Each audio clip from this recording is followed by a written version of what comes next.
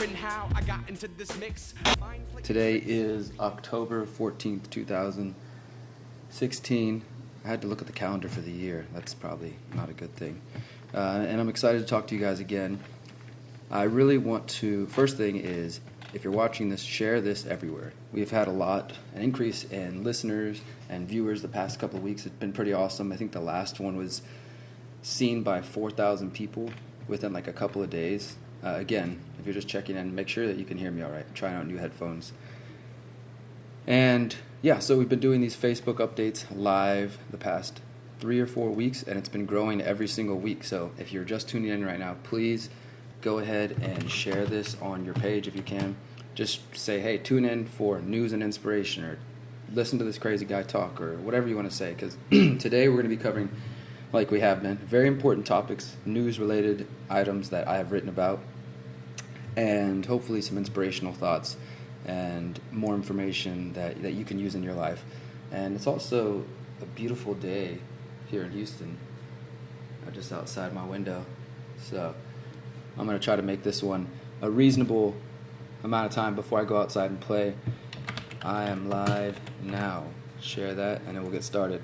And thank you to Era of Wisdom and to Wake Up News, who've been great supporters and friends of mine in helping me grow this attempt to get news and knowledge, empowerment out to the masses of people. So again, if you want to help, please follow us on The Conscious Resistance, or go ahead and share this link. Tell your friends to tune in. First thing I want to talk about real briefly, if you guys haven't got a chance, check out this new interview of mine that just was released this morning. It's from James Corbett. There's my face. Of the Corbett Report. Hopefully you guys know his work. If you don't, definitely check out James. And we did an awesome interview that was about freedom cells. So again, everything I cover today, once the video's done, I'll put all the links below. But freedom cells is a big project that I'm pushing. You can go to freedomcells.org if you're curious and you want to know more. This interview is perfect for that. Check it out on thecorbettreport.com. Solutions, freedom cells. Very excited about sharing that. So, yeah, let's get into the news. I've got about 4 or 5 stories that I want to cover today with you guys. Very important things that I think you should know. And then something interesting at the end, but we'll hold off. But before we get started, actually, let's take a moment. Before we get started on the news, since we're about to cover some increasingly heavy things, I usually do the positive affirmations at the end, but it's a beautiful day. It's a perfect time for a positive affirmation right now. And if you're new to this program, you're just tuning in and you don't know how we do things here, this is a mix of inspiration and positive empowerment as much as education and awareness. So before we get started and before we open ourselves up to this heavy information, let's take a moment to empower ourselves. Let's stop, take a deep breath, and say, I am strong, I am capable, I have control of my mind, I control my path, I control my direction. Whichever way this path goes, I will follow. I will take each turn, each circle, every step as a lesson. No matter the direction I go, I will take it all as a lesson. Affirm that as much as you want. Now let's move on. Let's get into the news now that we're all good and empowered. This one is just a shout out really, because this has been a story that I wrote about a few weeks ago but has been really underreported the past couple weeks. This is from the anti-media, Media Silent as Guards, Inmates Unite in Largest U.S. Prison Strike of its kind. And this, of course, was organized beginning September 9th, and it was really organized from Alabama, it seems, but it ended up being a 12-state prison strike. Basically, the workers there in the prisons, who essentially are slave labor, they're still human beings, even if they may have committed crimes, but they're increasingly being used like pawns for corporations to make products that go and get sold to the consumeristic public while paying these prisoners little to nothing. And I know this is one area it seems like people have trouble having empathy and compassion, because they just make the assumption that if you're in prison, you must have been a bad person, you must have done something wrong. But sometimes you do things wrong, but then you change your life around. Or sometimes you are in a system like the one we have now that criminalizes smoking plants, that criminalizes victimless, non-violent behavior and locks people up in a cage, and then uses that system as a way to funnel more money and more people in there, and to do this, to tax them, to turn them to slaves that can then produce for the all-consuming public. So in a way, we are playing a role in that circle and building that. So we have to recognize that. We have to recognize that we're playing a role sometimes in the things that we don't necessarily support. Shout out goes to everybody who's involved with the Free Alabama movement and everyone who's been helping organize this in the states that are taking place. Again, I'll share this article, but if you want to follow the Free Alabama movement, they are probably a good source of information for the latest on the prison strike, and I'll probably write an update in the coming week. But shout out again everyone across the country who's participating in that.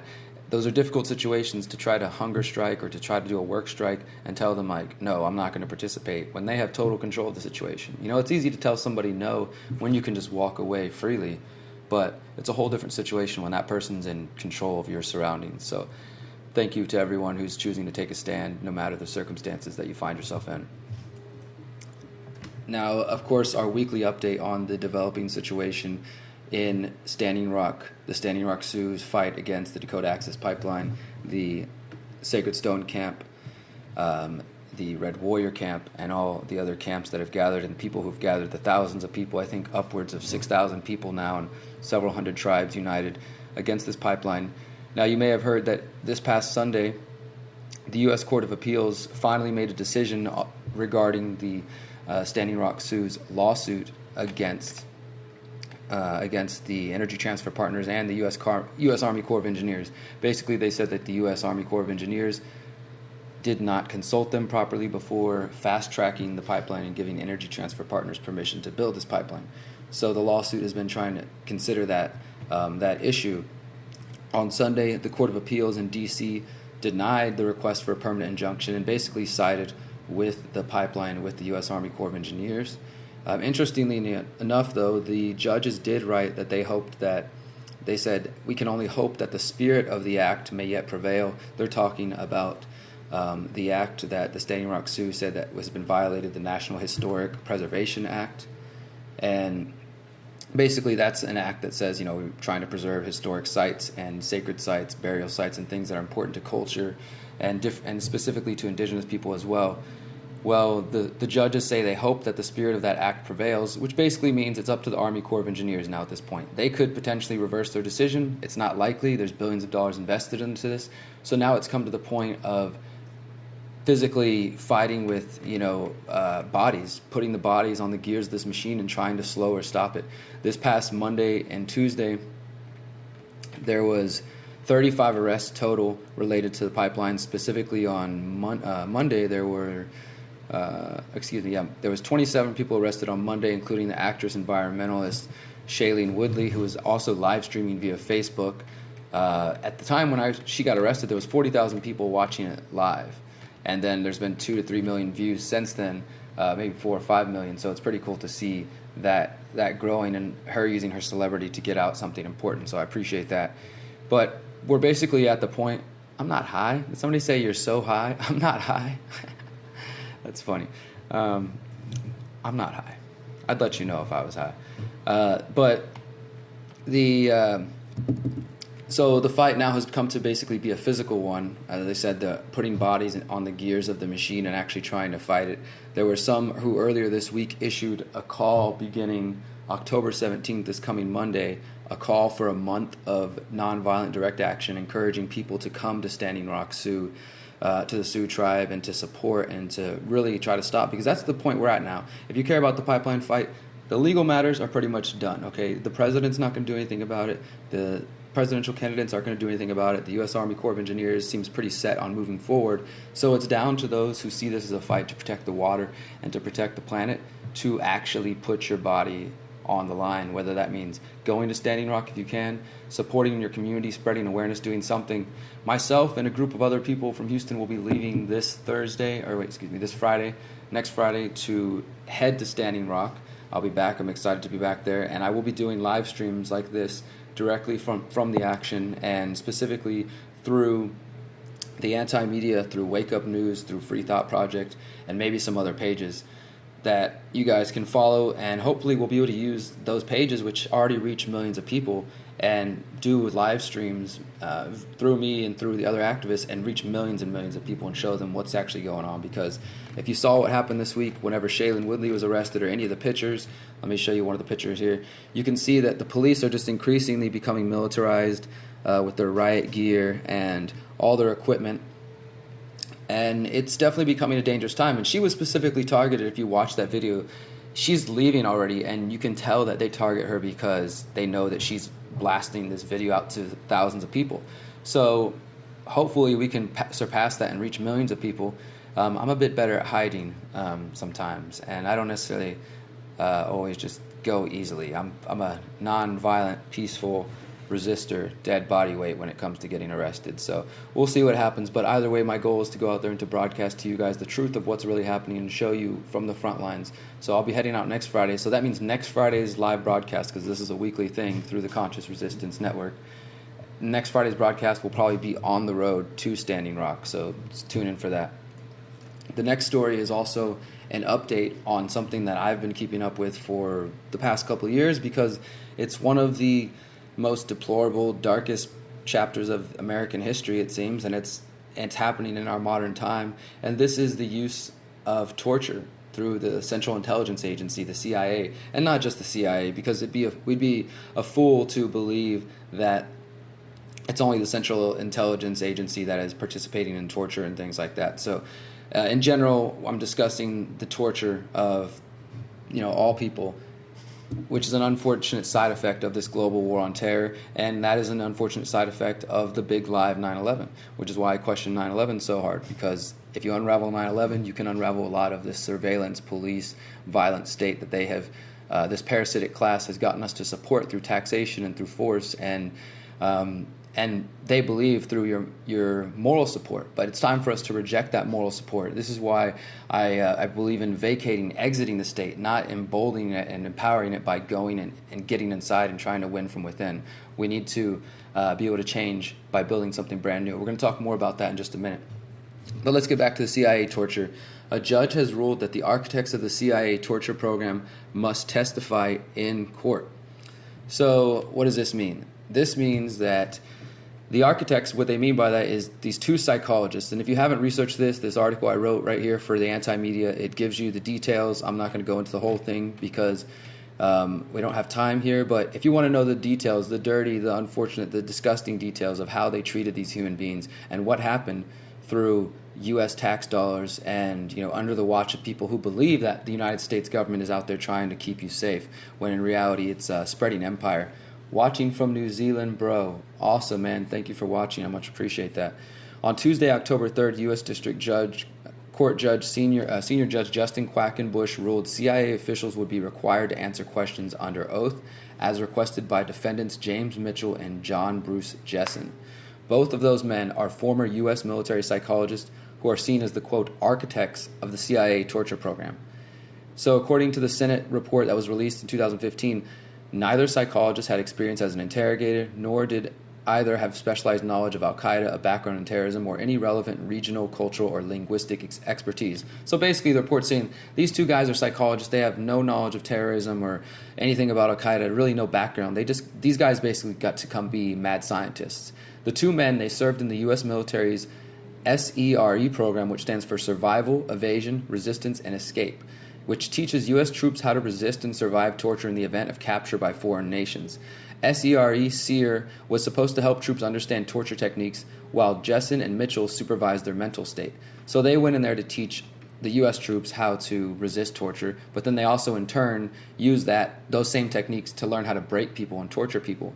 After 9/11, they were tasked with designing and developing the CIA's detention, rendition, and interrogation operations. For those who are unfamiliar, rendition is the government euphemism for kidnapping. This means that you're in a foreign country, they suspect you of terrorism, they come grab you up, black bag you, ship you and take you in a helicopter somewhere else and fly you off to a CIA black site in some nation that is not under the United States jurisdiction and beat the hell out of you and torture you and do whatever they want. That's what's happening to people. That's what's been happening since 9/11 and since before. But all the Western nations, we can put New Zealand, the UK, America, Australia, a lot of these nations are following the same program. So Canada, it's not just a U.S. problem, unfortunately, but the details here are related to the U.S., and the U.S. has really set the tone for this kind of conflict and this sort of mentality. So these men used their knowledge of how to resist torture to reverse engineer the program to create a new program that would break detainees' mental states in the hopes of creating loose-lipped zombies. In October 2015, the American Civil Liberties Union filed a lawsuit against Mitchell and Jessen, accusing them of operating a joint criminal enterprise. And the ACLU is representing 3 men whose names I'm not very good at pronouncing, so I'm not going to butcher them. But I will say one of their names, and he's the man who died. Gul Rahman, he's Rahman. He died as a result of his torture at the hands of the CIA. So, I mean, when they talk about this war on terror and all this fear that they want us to believe in and paranoia of, outsiders and of foreigners and this xenophobic bullshit, the United States military is out there killing people. They're only suspected of certain things, or maybe they hung around the same crowd, and they literally are stripped from their family. They're taken away. They're abused. A lot of them, like the 2 guys who've survived, they have psychological issues and PTSD. They're now possibly permanently scarred because of the actions of the people who followed the orders, these 2 psychologists who created the program, and the CIA officials who also gave the order to do these things. So in the lawsuit against the 2 psychologists, they're basically, now that they're being forced to testify, they're like, we're not going down alone. So they requested that former high-ranking CIA officials also be forced to answer questions about the program, and that the government turn over new documents related to the torture program. And the judge agreed and has now ordered them to produce some of the requested documents. And this trial is set to begin on June 26, 2017, but the ACLU has said that the depositions, the questioning of these officials, will likely happen sometime in the next couple months. So if anybody's got any inside information on that, I'm doing some research, but just to kind of take something off my to-do list, I would love to attend these court sessions, to document, to be there firsthand if it's a public session, and then share that information with you guys about the details, because as disgusting and unfortunate and sad as it is to know these details, it's important for us to face these realities of what has happened and to recognize that this government and the actions taken by the U.S. government, and again, other governments around the world, don't represent the will of the people. They don't represent the love and the empowerment and the community and the camaraderie and the cooperation that we want to, that I believe that we're all after. Despite our differences, we are after creating a better, more just, more free world. And this U.S. government and these other governments in the world, they don't represent us. They are not us. And we have to remember that. Separate yourself from this institution that does not represent you and that does horrible things. Because I hear people say, oh, our troops, or when they're talking about the government, they say we. I didn't torture these people. I didn't ask to kidnap other people, other free people from their countries. I didn't pay for this, So I didn't do that. But this institution, the state, the U.S. government, and the people behind them that make the decisions, they did. So recognize that. Wherever you're from, these governments don't represent us. Yeah, they want their own better world. And the world that the governments are after is definitely not one that reflects the values, I think, of the average free person, whether you're from Sweden, Canada, New Zealand, or Houston. So yeah, that's that story. And again, like I said, read the details of that, the anti-media. I'll be posting all these links here in just a few moments. And you can get more details because it tells you the sad details of how that guy died and what they did to him. Now we're going to get into a couple stories that relate to police surveillance, and police violence. They will do everything and anything in their power to prevent us from creating our own. That is true. And I'm really tempted to get into the topic I want to talk about, but I'm going to keep getting through the news, and we're going to come back to that as far as creating our own and how we can create our own. Our own communities and our own ideas, our own solutions. It's something that I've talked a lot about. And if you missed earlier, I'll just briefly mention again that the Freedom Cells interview that I did with James Corbett on the Corbett Report right there is just been posted this morning. Go to the Corbett Report on YouTube and you can find that and hear all about that. But let's get on to the next stories here related to police. Secret police databases fuel quiet epidemic of cops becoming stalkers. Yes, look at this inappropriate picture of a woman's breast. Some people complained. I realized that there was people like, why is there a pair of women's breasts on the cover? Is this just like a tabloid to try to get people's attention? I just write the articles, okay? I don't pick the pictures. If you found it offensive, I apologize. But the truth of the matter, the reason there's a lady in a bathing suit with her cleavage showing is because the story is about police using databases that they have access to and using them to spy on women that they're attracted to, using them to spy on their spouses, using them to spy on journalists. So that's what that picture's about. Let's get into this, though. Let's see what it says here. The Associated Press, they did a recent investigation where they found that Police officers have been abusing databases meant for law enforcement purposes by using them for their own private investigations. The AP filed open records requests with departments from around 50 states and close to 36 of the largest police departments in the United States. The requests sought information related to state and local databases as well as the FBI's National Crime and Information Center database. Some of the agencies said they had no records to provide, while others refused to disclose the information at all. But the AP found that these databases, they have a criminal history and driver database. This gives officers access to information about anyone that they may encounter on the job. So when they're running your information, when you're getting pulled over, these are those databases. But the AP review showed that these systems have been exploited by officers who, surprise, surprise, motivated by romantic quarrels, personal conflicts, or voyeuristic curiosity, sidestep policy and sometimes the law by snooping. Imagine that. Police using a technology for a purpose it's not meant for.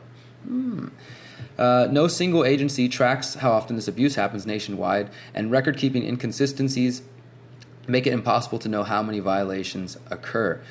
So basically they're saying nobody's keeping track of this. An officer could be sitting in his car and be looking up information about his girlfriend like all day, and how is the boss back at the station going to know? There's too many officers out there to keep up with that all day. So they just do whatever the hell they want, basically. It's a broken system, and these people are using it. Now, let me give you a couple of examples, because I think you guys get the point. Cops have access to a database. They use it to spy on people. A few examples of how this database can be abused include a police officer in Ohio pled guilty to stalking his ex-girlfriend using this database. She didn't want to be with him anymore? Well, guess what? I'll just monitor her traffic and follow her around and see who she's dating, see what she's up to. A Michigan officer who looked up home addresses of women that he found attractive. Chilling in your car, you're a cop, you see a hot girl walk by, you don't want to talk to her because you don't know how to. Forget it. You just look her up in this database and just follow her everywhere she goes until you feel confident enough to talk to her. 2 Miami-Dade officers ran checks on a journalist who was investigating the department.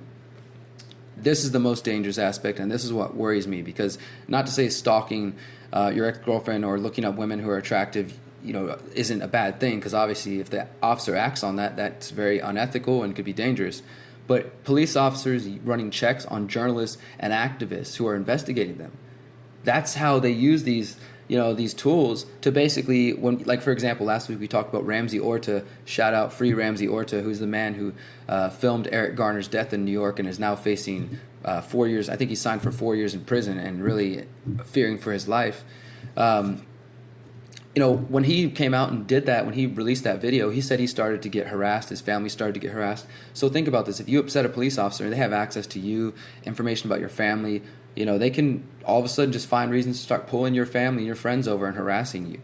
These systems are definitely, available to be exploited by police officers. They say that they're going to do an investigation. They say that there will be some checks and balances applied to this, but we'll see what actually happens. I personally don't expect the police to police themselves when it comes down to it, but we'll see how that goes. I want to just check out some of the comments here. Thank you to everyone. Zach watching from the south side, Bounds of Texas. Somebody said from Sweden, from Alabama, awesome. Pittsburgh. What's up, Cooper? Appreciate it, brother. Thank you for watching. And yes, there are too many problems in the world. We need peace, love, and unity. So we're going to get into all that. There's a couple more news stories that I want you guys to know, and we're going to move on to just the solutions aspect that I think everybody is talking about. So we just found out that for 8 months, a private company flew secret surveillance flights over the city of Baltimore. Imagine that. Using, again, technology. And this story, we can be real quick with it. Basically, there's a company that has been operating privately persistent surveillance systems. They use Cessna planes. They equip them with high-powered cameras.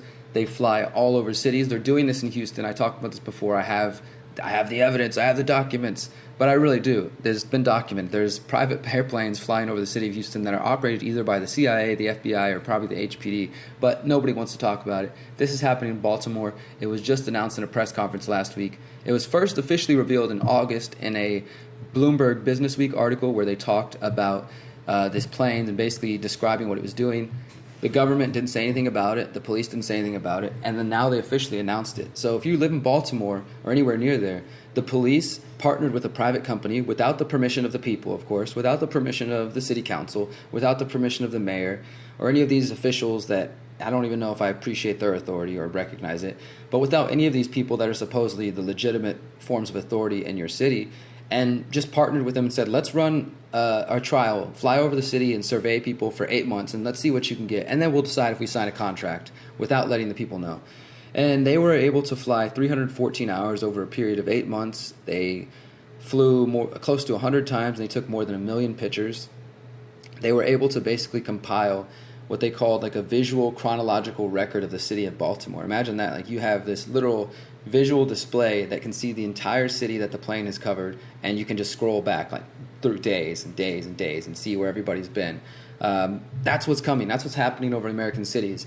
And this article talks more about that. It talks about how it's been revealed that the department, or the Drug Enforcement Agency, the FBI, the CIA, the U.S. Marshals, a number of other federal agencies have these planes. And they're also, in 2015, we reported by the anti-media that the FBI is operating at least 100 surveillance planes using fake front companies. So if you ever see something registered to FX Research, KQM Aviation, NBR Aviation, all these very generic names, chances are it's a front company for the FBI or one of these people.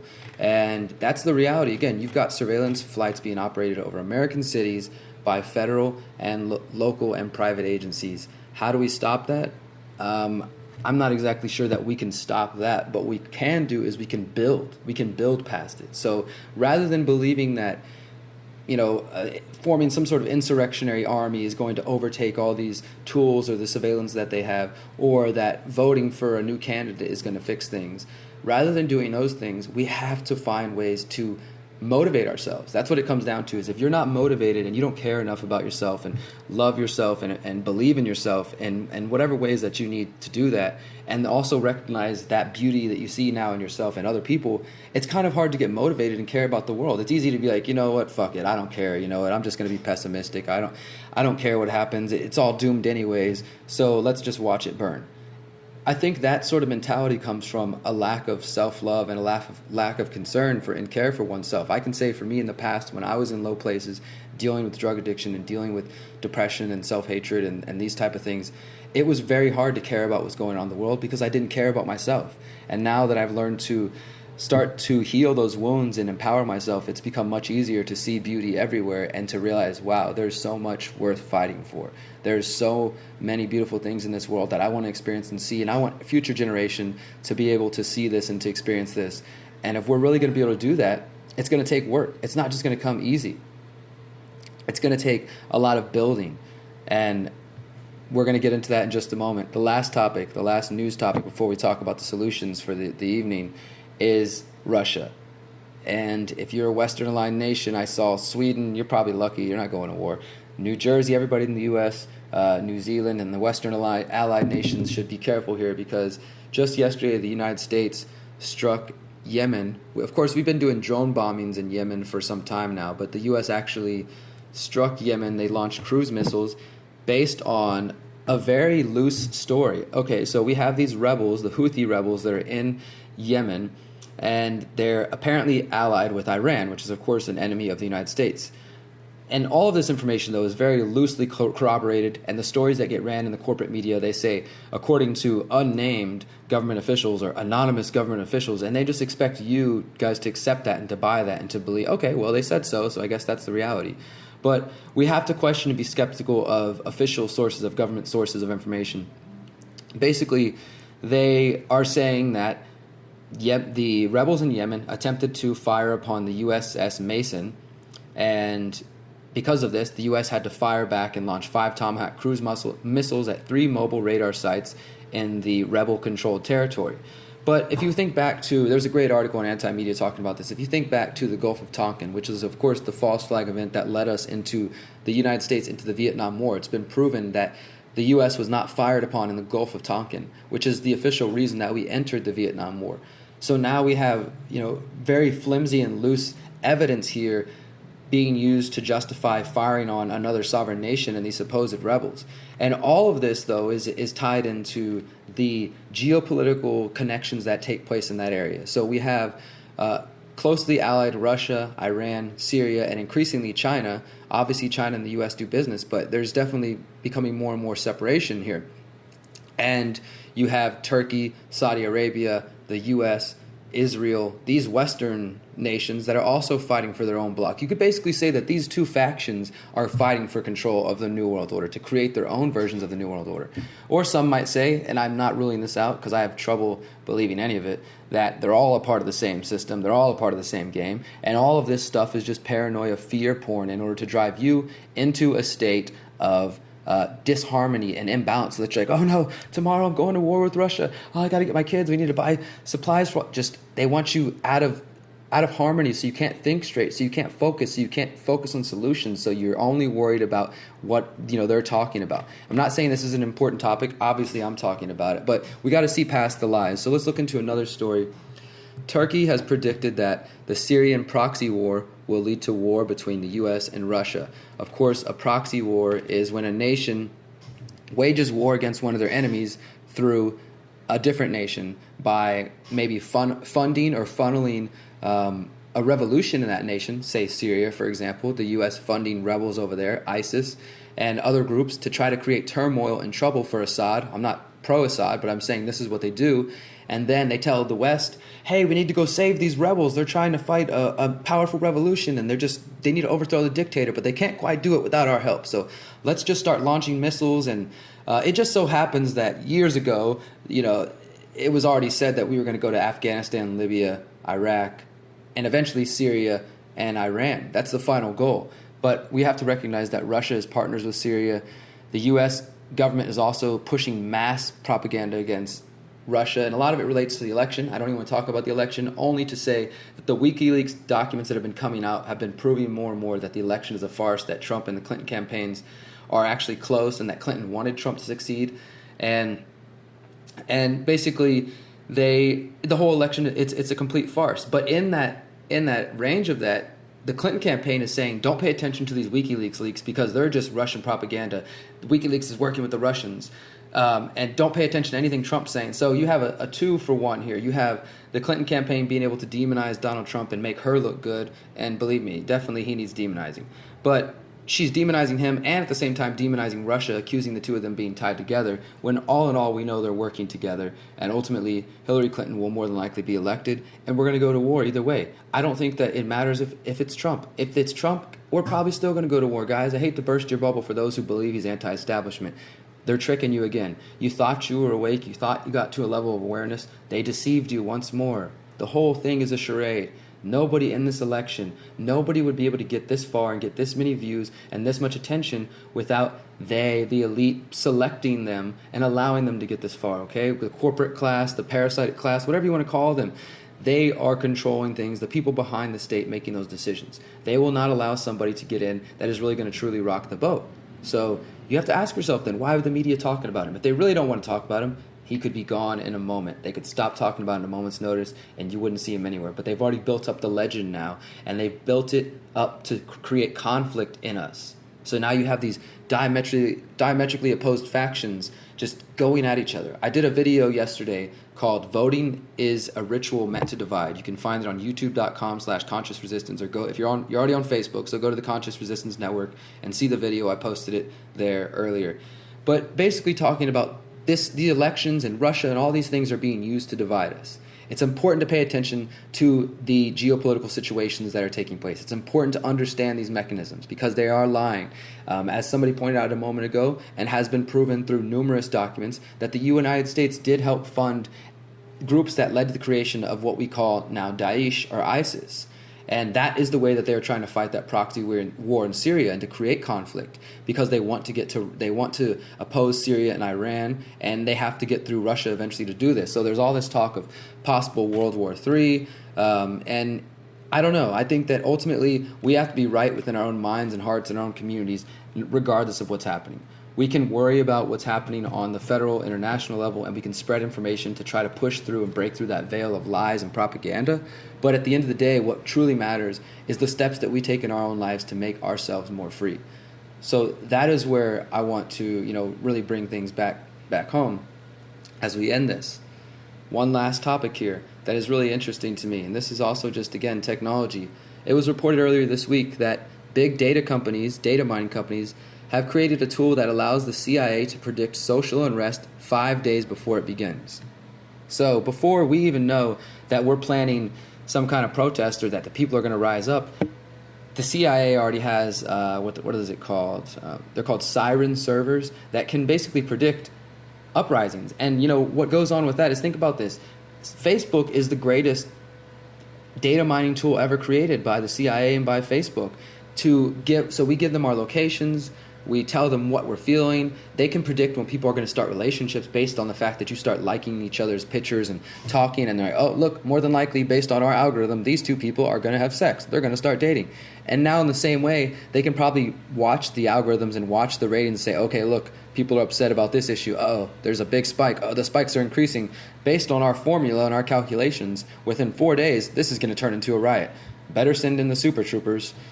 And that's scary. That's crazy. I mean, it's awesome. It's crazy awesome and scary that the CIA, that the U.S. government, and I mean, I don't know what technology is. It's inevitable, right? People say if we're not going to reach the singularity, if we're not going to basically, download our brain and become transhumanist, which I'm not really interested. I'm okay with dying. I have no fear of it. I think it's cool in some ways, but I'm not really worried about going in that direction. But some people say that either it's inevitable that's going to happen, or if it doesn't happen, it's only not going to happen because mankind has ceased to exist, or that something horrible goes wrong, So I don't know. You guys, what are your thoughts when it comes to the CIA predicting the future? Technology, obviously I'm here using this technology to reach you guys, and we're going to use this to share everywhere. I really do hope you guys will share this information everywhere.